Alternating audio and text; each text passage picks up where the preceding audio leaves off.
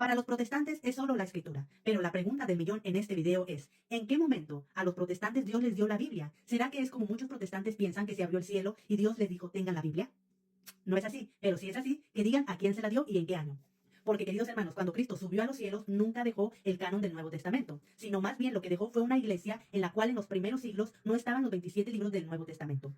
Les recuerdo, hermanos, que los primeros cristianos no tenían Biblia como ahora la tenemos, pues los apóstoles transmitían las enseñanzas ya sea en persona o por carta.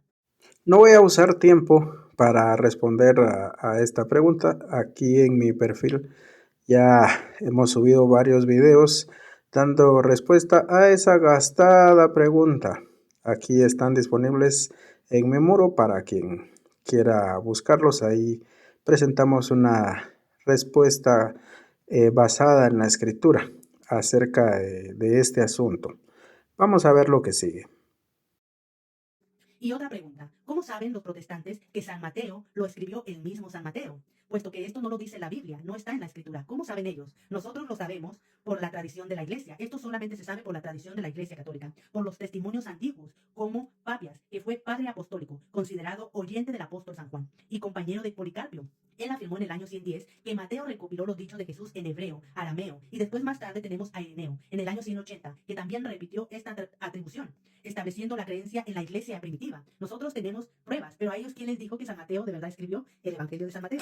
El documento que lleva el nombre de San Mateo tiene varias pruebas internas que al estudioso de la escritura le demuestran quién es el escritor de dicho documento.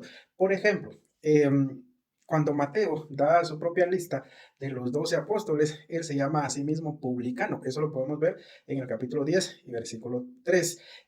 Miren, en ninguna otra parte de la escritura aparece Mateo siendo asociado a ser publicano, solo en el documento que él escribió. Los otros evangelistas siempre emplearon su otro nombre, Leví. Siempre que hablaron de su pasado pecaminoso, se refirieron a él como Leví. Entonces, esta es una característica especial del Evangelio de San Mateo, el llamarse a sí mismo publicano. Además, los detalles numéricos que nos brinda en las parábolas acerca del dinero y los términos monetarios tan meticulosos que usa, que esto nos deja demostrado que solo puede venir de un contador, de un publicano, de un recaudador de impuestos. Estas, miren, son solo dos pruebas internas que tiene el Evangelio según San Mateo. No tengo mucho tiempo para ahondar en esto, pero el Evangelio según San Mateo nos brinda pruebas internas y sin necesidad de ninguna secta papista. Las pruebas externas son las que esta señora presenta, pero son testimonios de gente que vino cientos de años después.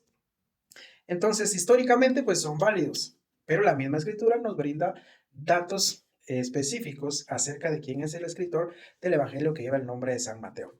Miren, el Evangelio de San Mateo tiene un mensaje muy especial.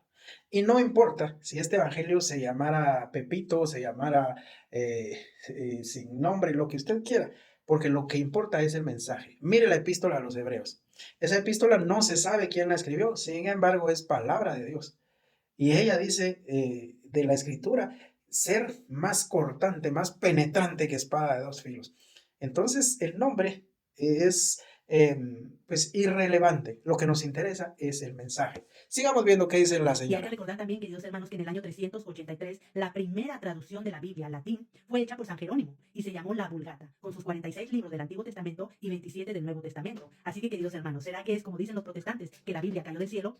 ¿O es que la Iglesia Católica la recopiló y todo se organizó en los concilios, tanto de Hipona, de Cartago, de Roma, por el Papa San Damaso I y San Jerónimo, que muchas gracias por la traducción que hizo San Jerónimo desde el año 383? Así Solo hay que recordarle a la estimada dama que, como dijimos en un video anterior, Jerónimo, el traductor eh, al idioma latín, él se opuso a que se incluyeran estos documentos. Incluso él fue el que los llamó apócrifos, o sea, que no eran de inspiración divina. Él fue el que los llamó así. Sin embargo, pues los incluyó, los tradujo porque a él se lo ordenaron. Entonces, pues él se sujetó a quien se lo ordenó, pero él se opuso. adelante, Sigamos en a el ver. año 1534, Martín Lutero obtuvo una traducción al alemán, pero rechazó y quitó 7 libros del Antiguo Testamento, porque según estos no consideraban sus nuevas doctrinas. Al quitar estos libros, como el de Macabeos, le fue más fácil a Lutero negar el purgatorio, ya que segunda de Macabeos, capítulo 12, del 43 al 46, habla de esto, queridos hermanos. Estos documentos apócrifos, como les dijo Jerónimo, no están en las Biblias evangélicas, no porque Martín Lutero los haya retirado, sino porque no son palabra de Dios. Hay bastante argumento que demuestra que estos documentos no son palabra de Dios. Y para muestra un botón, miremos ahí mismo en los documentos de los Macabeos que el mismo escritor dice en Primera de Macabeos, capítulo 9, versículo 27.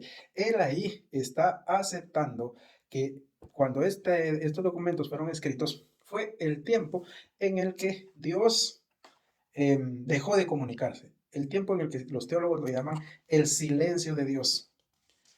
400 años antes de nuestro Señor Jesucristo, Dios no volvió a manifestarse. ¿Cómo el Señor se comunicaba con el pueblo? Por medio de los profetas. Y ahí Judas Macabeo anota en el versículo que le di, Primera de Macabeos 9:27, dice ahí que hubo un tiempo en el que dejaron de aparecer profetas.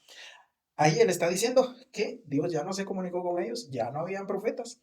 Otra prueba interna en este mismo documento es en el capítulo 15, a partir del versículo 38.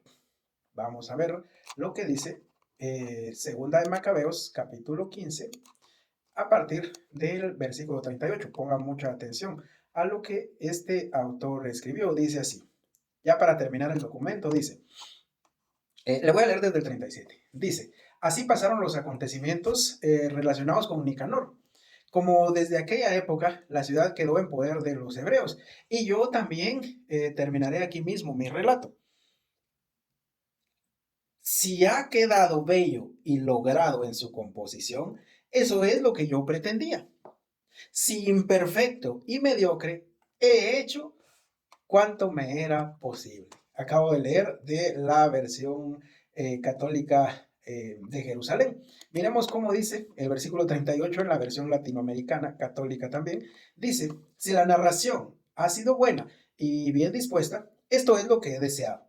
Mas si ha sido mediocre o imperfecta, es porque no podía hacerlo mejor.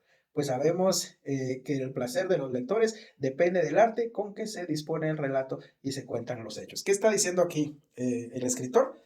Él está diciendo, si lo que escribí quedó bonito, pues qué bueno, es lo que yo quería. Pero si quedó mediocre e imperfecto, es lo mejor que pude hacer. ¿Usted cree que un escritor inspirado por el Espíritu Santo se va a expresar así?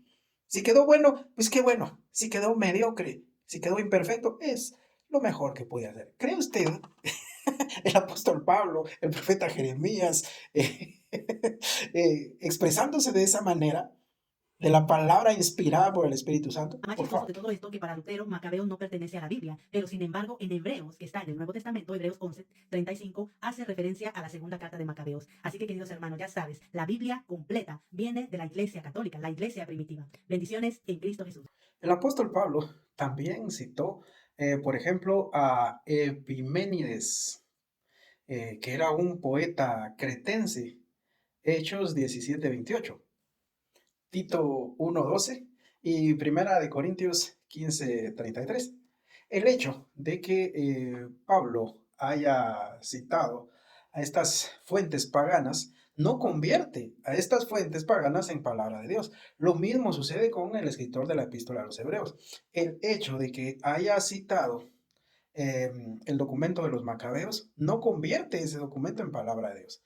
Si su mismo escritor dice que no es palabra de Dios, que es algo que a él le quedó, que trató de hacer lo mejor que pudo. El mismo escritor de ese documento de los macabeos lo dice. Bueno, con esto terminamos, estimados hermanos. Espero que les haya sido de utilidad. No olviden suscribirse, no olviden invitar a personas para hacer crecer el canal y no olviden compartir este video. Que el Señor les bendiga.